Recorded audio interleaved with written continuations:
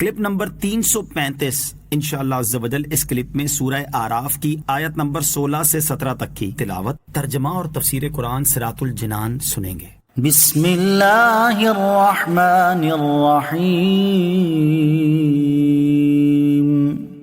اللہ کے نام سے شروع جو نہایت مہربان رحمت والا ہے۔ قال فبما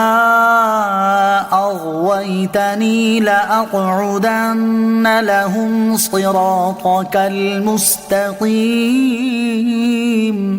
ترجمہ، شیطان نے کہا مجھے اس کی قسم کہ تو نے مجھے گمراہ کیا، میں ضرور تیرے سیدھے راستے پر لوگوں کی طاق میں بیٹھوں گا۔ قال فبما اغويتني،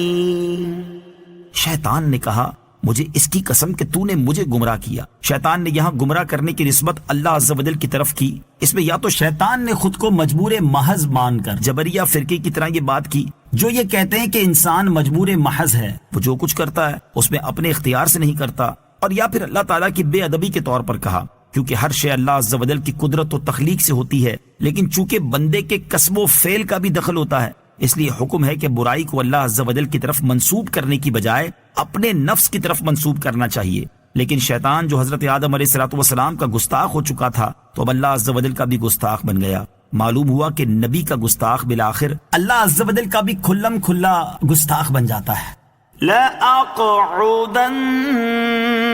لَهُمْ صِرَاطَكَ الْمُسْتَقِيمِ، میں ضرور تیرے سیدھے راستے پر لوگوں کی طاق میں بیٹھوں گا، یعنی باپ کا بدلہ اولاد سے لوں گا، بنی آدم کے دل میں وسوسے ڈالوں گا اور انہیں باطل کی طرف مائل کروں گا، گناہوں کی رغبت دلاؤں گا، تیری اطاعت اور عبادت سے روکوں گا اور گمراہی میں ڈالوں گا، بعض کو کافر و مشرک بنا دوں گا تاکہ دوزخ میں اکیلا نہ جاؤں بلکہ جماعت کے ساتھ جاؤں۔ ثم لآتینہم من بین ایدیہم ومن خلفہم وعن ایمانہم وعن شمائلہم ولا تجد اکثرہم شاکرین۔ ترجمہ، پھر ضرور میں ان کے آگے اور ان کے پیچھے اور ان کے دائیں اور ان کے بائیں سے ان کے پاس آؤں گا اور تو ان میں سے اکثر کو شکر گزار نہ پائے گا۔ ثم لآتینہم، پھر ضرور میں ان کے پاس آؤں گا۔ شیطان نے اپنے عزم کا اظہار کرتے ہوئے کہا کہ پھر میں ضرور بنی آدم کے آگے پیچھے اور ان کے دائیں بائیں یعنی چاروں طرف سے ان کے پاس آؤں گا اور انہیں گھیر کر راہ راست سے روکوں گا تاکہ وہ تیرے راستے پر نہ چلیں اور تو ان میں سے اکثر کو شکر گزار نہ پائے گا۔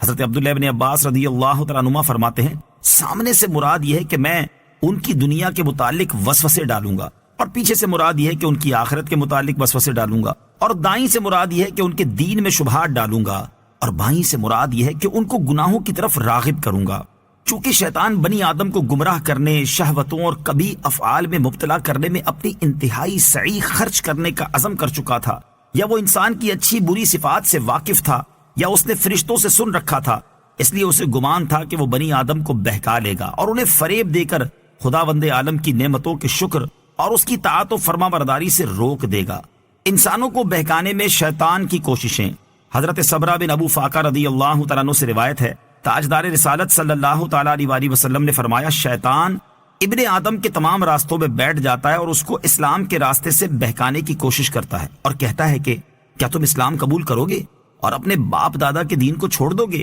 لیکن وہ شخص شیطان کی بات نہیں مانتا اور اسلام قبول کر لیتا ہے تو پھر اس کو ہجرت کرنے کے راستے سے ورغلانے کی کوشش کرتا ہے اور کہتا ہے کہ کیا تم ہجرت کرو گے اور اپنے وطن کی زمین اور آسمان چھوڑ دو گے؟ حالانکہ مہاجر کی مثال تو کھونٹے سے بندھے ہوئے اس گھوڑے کی طرح ہے جو ادھر سے ادھر بھاگ رہا ہو اور اس کھونٹے کی حدود سے نکل نہ سکتا ہو۔ مراد یہ کہ شیطان مہاجر کو ایک بے کس و بے بس کی شکل میں پیش کر کے آدمی کو بہکاتا ہے، لیکن اگر وہ شخص اس کی بات نہیں مانتا اور ہجرت کر لیتا ہے تو شیطان اس کے جہاد کے راستے میں بیٹھ جاتا ہے۔ وہ اس شخص سے کہتا ہے کہ کیا تم جہاد کرو گے؟ اور یہ اپنی جان اور مال کو آزمائش میں ڈالنا ہے، اور اگر تم جہاد کے دوران مارے گئے تو تمہاری بیوی کسی اور شخص سے نکاح کر لے گی اور تمہارا مال تقسیم کر دیا جائے گا۔ لیکن وہ شخص پھر بھی شیطان کی بات نہیں مانتا اور جہاد کرنے چلا جاتا ہے۔ رسول اللہ صلی اللہ تعالیٰ علیہ وسلم نے ارشاد فرمایا، سو جس شخص نے ایسا کیا تو اللہ تعالیٰ کے ذمہ کرم پر یہ حق ہے کہ وہ اس کو جنت میں داخل کر دے، اور جو مسلمان قتل کیا گیا تو اللہ تعالیٰ کے ذمہ کرم پر اس کو جنت میں داخل کرنا ہے،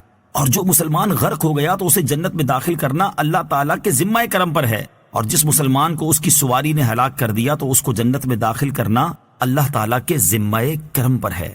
صلو علی الحبیب صلی اللہ تعالی علی محمد صلی اللہ تعالی علیہ وسلم۔ مجھے اپنی اور ساری دنیا کی لوگوں کی اصلاح کی کوشش کرنی ہے انشاءاللہ عز و جل۔